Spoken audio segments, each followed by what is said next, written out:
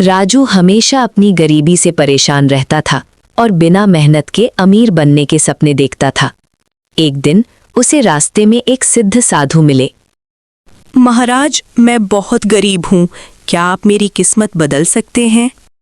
बेटा, ये जादुई जूते हैं। इन्हें पहनकर तुम जहाँ जाओगे पलक झपकते पहुँच जाओगे। लेकिन याद रखना, इनका उपयोग सिर्फ दूसरों की मदद के लिए करना, लालच के लिए नहीं। साधु की चेतावनी को अनसुना कर राजू के मन में खोट आ गया। मदद? पागल थोड़े ही हूँ। इन जूतों से तो मैं दुनिया की सबसे बड़ी तिजोरी तक पहुंच सकता हूँ। कल रात मैं शहर के सबसे बड़े बैंक की छत पर जाऊंगा। राजू, ये जूते कहाँ से आए और तुम इतने बेचैन क्यों दिख रहे हो? ये जादुई जूते हैं अनिल। आज रात मैं इनसे सोना चांदी इकट्ठा करूंगा। अब मुझे काम करने की जरूरत नहीं। दोस्त, ये गलत है। साधु ने तुम्हें ये जूते नेक काम के लिए दिए होंगे। चोरी का अंजाम बुरा होता है। जैसे ही राजू ने चोरी की नीयत से कदम आगे बढ़ाया, जादुई जूतों ने काम करना बंद कर दिया। अरे ये क्या, मेरे पैर हिल क्यों नहीं रहे? चल जूते आगे बढ़, मुझे सोना चाहिए। लालच का रास्ता पतन का रास्ता है।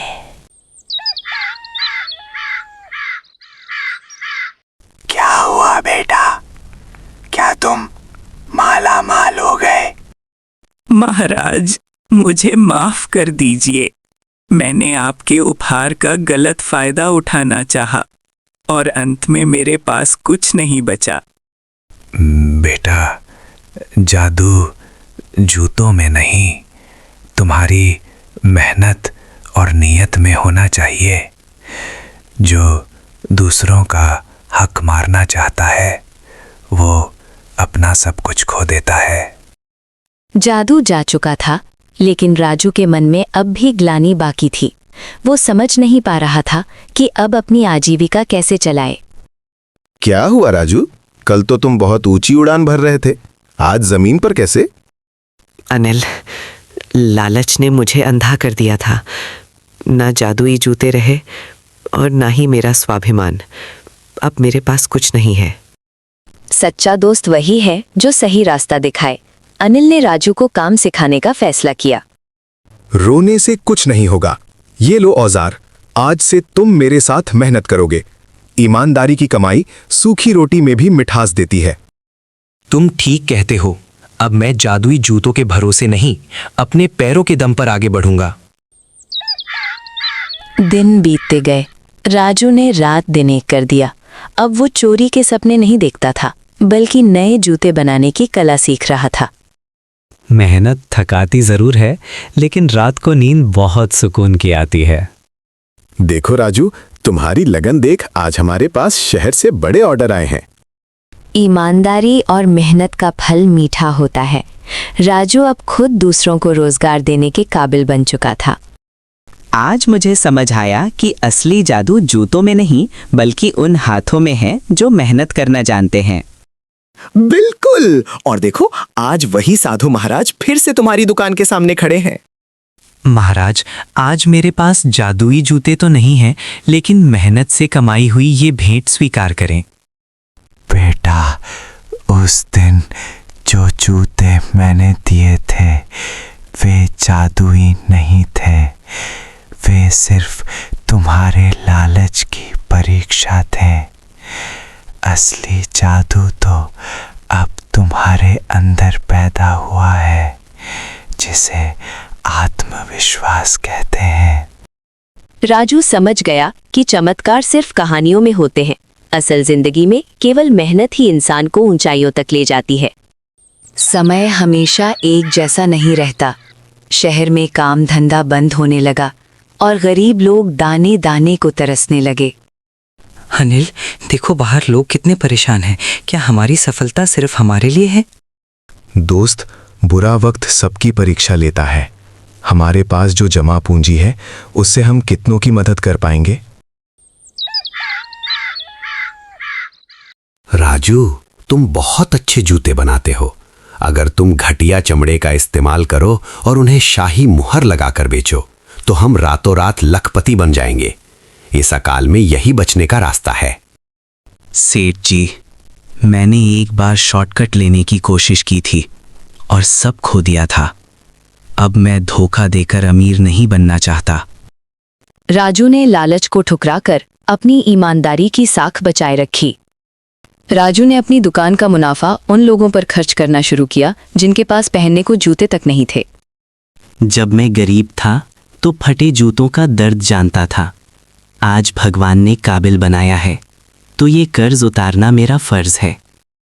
तुम्हारी इस नेक दिली को देखकर शहर के अन्य व्यापारी भी मदद के लिए आगे आ रहे हैं। राजू, तुम्हारी ईमानदारी और सेवा की चर्चा राजा साहब के कानों तक पहुंची है। उन्होंने तुम्हें तुरंत दरबार में बुलाया है। क्या मुझसे कोई गलती हो गई? राजू डरते डरते दरबार पहुंचा, लेकिन वहां उसका स्वागत फूलों से हुआ। राजू, हमने तुम्हारी परीक्षा लेने के लिए उस व्यापारी को भेजा था। तुम लालच में नहीं आए।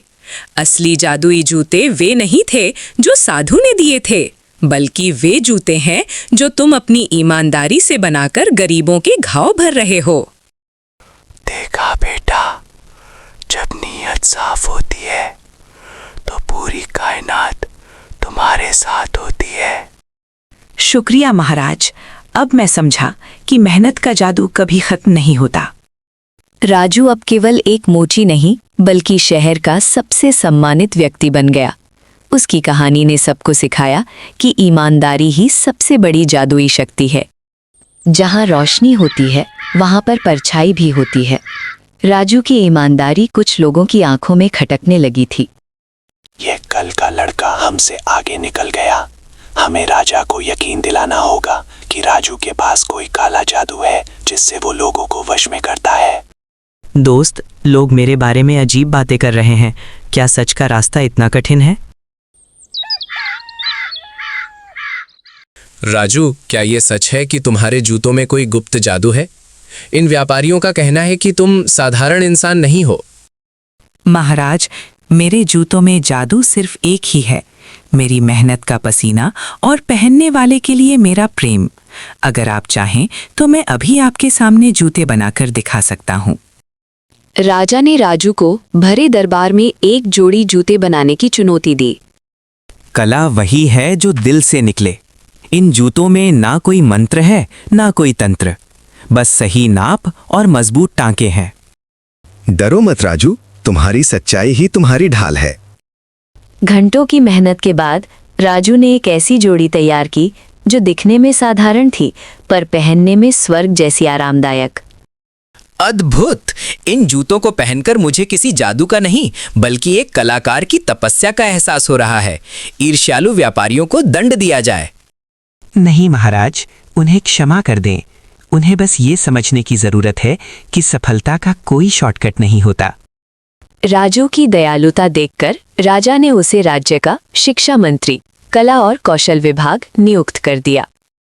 तो बच्चों, याद रखना, वो जादुई जूते खो गए थे क्योंकि मैं लालची था, लेकिन ये जूते जो मैंने खुद बनाए, इन्होंने मुझे राजा के बगल में बिठाया। बाबा, क्या हमें कभी जादुई जूते मिलेंगे? तुम्हारे हाथ, तुम्हारी बुद्धि और तुम्हारी ईमानदारी ही तुम्हारे जादुई जूते हैं। जहां ले जाना चाहोगे वहीं ले जाएंगे। राजू ने अपना जीवन समाज को कौशल सिखाने में बिताया। आज भी उस शहर में लोग मेहनत को ही सबसे बड़ा जादू मानते हैं। समय का पहिया चलता रहा। राजू ने हजारों युवाओं को हुनरमंद बनाया, लेकिन उसके मन में एक इच्छा अब भी शेष थी, उस साधु से दोबारा मिलना। अनिल, क्या तुम्हें लगता है कि वो साधु फिर कभी मिलेंगे? मैं उन्हें धन्यवाद कहना चाहता हूँ। दोस्त, तुमने उनके दिए सबक को पूरी दुनिया में फैला दिया है। वे तुम्हारे काम में ही बसे हैं। इतिहास खुद को दोहराता है। एक युवक ठीक वैसी ही लालसा लेकर आया जैसी कभी राजू के मन में थी। सुना है आपके पास कोई गुप्त मंत्र है जिससे जूते अपने आप चलते हैं। मुझे वो सिखा दो, मैं बहुत अमीर बनना चाहता हूँ। बेटा, जादू जूतों में नहीं, उन्हें बनाने वाली नीयत में होता है। क्या तुम मेहनत के लिए तैयार हो? राजू ने उस युवक को परखने के लिए उसे एक काम सौंपा। उसे शहर के सबसे गरीब इलाके में जाकर लोगों के फटे जूते सिलने थे। जाओ, अगर तुम बिना पैसे लिए 100 लोगों के जूते सिल दोगे तो मैं तुम्हें वो जादू सिखा दूंगा। ठीक है, अमीर बनने के लिए इतना तो करना ही होगा।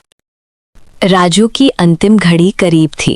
तभी उसे लगा जैसे वही साधु महाराज उसके सामने खड़े हैं। राजू, तुमने अपनी यात्रा पूरी की। जो जूते मैंने तुम्हें दिए थे वे तुमने आज उस युवक को सेवा के रूप में वापस कर दिए। महाराज, क्या मैं पास हुआ? तुम केवल पास नहीं हुए, तुम खुद एक जादू बन गए हो जो दूसरों के जीवन के कांटे निकालता है। गुरुजी, मैंने 100 लोगों की सेवा की और मुझे समझ आ गया, असली जादू दूसरों के चेहरों की मुस्कान में है। गुरुजी। वे चले गए दोस्त, लेकिन उन्होंने तुम्हें वो जादू दे दिया है जिसे तुम खोज रहे थे। राजू शारीरिक रूप से चला गया, लेकिन उसकी बनाई ईमानदारी की पाठशाला और उसके मेहनत के जूते आज भी उस राज्य की सड़कों पर गर्व से चलते हैं। गुरु के जाने के बाद शिष्य अक्सर दिशा भटक जाते हैं, लेकिन राजू की शिक्षा इतनी गहरी थी कि आर्यन ने रोने के बजाय काम करने का फैसला किया। चाचा, गुरुजी ने मुझे आखिरी सबक सेवा का दिया था। अब मैं इस दुकान को सिर्फ दुकान नहीं, एक मंदिर बनाऊंगा। बेटा, राजू की आत्मा को तभी शांति मिलेगी जब तुम उसके ईमानदारी के जादू को जिंदा रखोगे। हर साल की तरह राज्य में जूतों की प्रदर्शनी लगी। लोग सोने चांदी से जड़े जूते लाए थे, पर आर्यन के पास सिर्फ साधारण चमड़े के जूते थे। देखो राजू का चेला क्या लाया है, फटे पुराने चमड़े के टुकड़े। इससे तो राजा कभी खुश नहीं होंगे। चमक आंखों को भाती है, लेकिन मजबूती पैरों को बचाती है। राजा अब बूढ़े हो चुके हैं। वे मंच पर आते हैं और सभी जूतों को ध्यान से देखते हैं। मुझे वो चमक नहीं चाहिए जो धूप में फीकी पड़ जाए। मुझे वो जूते चाहिए जो एक गरीब मजदूर के पैरों को पत्थरों से बचा सकें। महाराज, ये जूते मैंने उस चमड़े से बनाए हैं जो गुरुजी ने मुझे आखिरी बार दिया था। इसमें किसी धातु की चमक नहीं, पर पसीने की गूंज है। अद्भुत! ये वही एहसास है जो मुझे सालों पहले राजू के काम में मिला था। बेटा, मैं कई दिनों से भूखा हूँ और मेरे पैर जख्मी है। क्या तुम ये कीमती जूते जो तुमने राजा के लिए बनाए हैं मुझे दे सकते हो? क्षमा करें महाराज, पर किसी जरूरतमंद के घाव भरना पुरस्कार जीतने से बड़ा है। जैसे ही आर्यन ने जूते पहनाए, भिखारी के फटे कपड़े दिव्य वस्त्रों में बदल गए। वे वही साधु थे। राजू, देखो, तुम्हारा जादू खत्म नहीं हुआ। तुमने एक इंसान नहीं, एक विचार पैदा किया है। जादू वस्तु में नहीं, त्याग और सत्य में है। गुरुजी, अब मैं समझा। जादुई जूते वे नहीं जो हमें उड़ना सिखाएं, बल्कि वे हैं जो हमें जमीन से जोड़े रखें। उस दिन के बाद उस राज्य में कोई भी जूते पहनने के लिए नहीं, बल्कि सम्मान के साथ बनाए जाने लगे। राजू और उसके जादुई जूतों की कहानी युगों युगों तक सुनाई जाती रही। समय बदला, तकनीक आई, लेकिन मशीनें वो एहसास नहीं दे सकी जो राजू और आर्यन के हाथों में था। लोग अब मशीनी जूतों की चमक के पीछे भागने लगे। बाबा, अब ये पुराने हाथ का काम कौन देखता है? मेरी मशीनें एक दिन में 1000 जूते बनाती हैं। आप हार मान लीजिए। बेटा, मशीनें पैर ढक सकती हैं, लेकिन थकान नहीं मिटा सकती। जो प्यार इन टाकों में है, वो तुम्हारी बिजली में कहाँ। अचानक एक अजीब संकट आया। आधुनिक जूते पहनने वालों के पैर दुखने लगे। शहर के लोग डॉक्टर के पास दौड़े, पर कोई इलाज न मिला। आर्यन, देखो, लोग तड़प रहे हैं। क्या हमारे पास कोई रास्ता है? चाचा, समस्या जूतों में नहीं, उनकी बनावट में छिपे लालच में है। हमें फिर से राजू गुरुजी के जादुई स्पर्श की जरूरत है। आर्यन ने अपनी पूरी जमा पूंजी लगाकर जंगल से वही जड़ी बूटियां खोजी जो साधु महाराज ने कभी राजू को बताई थीं। उसने बीमार लोगों के लिए निवारक जूते सिलना शुरू किया। जैसे ही मैंने ये पहने, मेरा दर्द गायब हो गया। ये वाकई जादुई है। ये जादू नहीं, बस सही नीयत और प्रकृति का आशीर्वाद है। शाबाश आर्यन, तुमने मेरी विरासत को सिर्फ एक दुकान नहीं बल्कि मानवता की ढाल बना दिया। बेटा, तुम्हारी सेवा ने जादुई जूतों की परिभाषा बदल दी। अब से ये जूते कर्म के जूते कहलाएंगे। गुरुजी, क्या मेरा समय भी आ गया है? नहीं, अभी तुम्हें इस ज्ञान को पत्थर पर उकेरना है, ताकि आने वाली पीढ़ियां इसे कभी न भूलें। आर्यन ने अपनी आखिरी कलाकृति उस पत्थर पर उकेरी, जिसे सत्य का पथ कहा गया। आज भी उस जगह पर लोग अपने पहले जूते लेकर आते हैं और ईमानदारी की शपथ लेते हैं। राजू, तुम्हारा शिष्य भी तुम्हारी तरह अमर हो गया। आज से यहाँ कोई गरीब नंगे पैर नहीं रहेगा। जूते केवल चलने के लिए नहीं होते, वे ये भी तय करते हैं कि आप किस रास्ते पर चल रहे हैं, लालच के या ईमानदारी के। यही जादुई जूतों का असली रहस्य है। युग बदल गए, सभ्यताएं बदल गईं, लेकिन जादुई जूतों की कहानी अब भी बच्चों की किताबों का हिस्सा थी। लोग अब इसे केवल एक मिथक मानने लगे थे। क्या बकवास है, कोई जूते जादुई कैसे हो सकते हैं? ये सब बस लोगों को डराने के लिए बनाया गया है। बेटा, जादू जूतों में नहीं, उनके पीछे के सिद्धांत में था। जिसे तुम विज्ञान कहते हो, वो उसे नियत कहते थे। जैसे जैसे तकनीक बढ़ी, इंसानी संवेदनाएं कम होने लगी। लोग मशीनों की तरह चलने लगे, बिना किसी मंजिल या खुशी के। मेरे पास सबसे महंगे जूते हैं, फिर भी मेरे पैर भारी क्यों लगते हैं, जैसे कोई बोझ मुझे खींच रहा हो। जब पैर केवल अपने स्वार्थ के लिए चलते हैं, तो वे भारी हो ही जाते हैं। ईशान ने जैसे ही उन फटे जूतों को छुआ, उसे राजू, अनिल और आर्यन के पूरे जीवन का संघर्ष एक बिजली की कौंध की तरह दिखाई दिया। तो ये था राज। हमने चमक तो चुरा ली, पर उस चमक के पीछे की मेहनत और त्याग को भूल गए। जादू फिर से जाग सकता है अगर तुम पहला कदम दूसरों की मदद के लिए उठाओ। ईशान ने अपनी आधुनिक लैब को राजू की पुरानी दुकान की तरह बना दिया। उसने जूतों में सेंसर नहीं, बल्कि सुकून और दया के भाव भरे। अब ये जूते तुम्हें उड़ने नहीं देंगे, लेकिन तुम्हें कभी गिरने भी नहीं देंगे।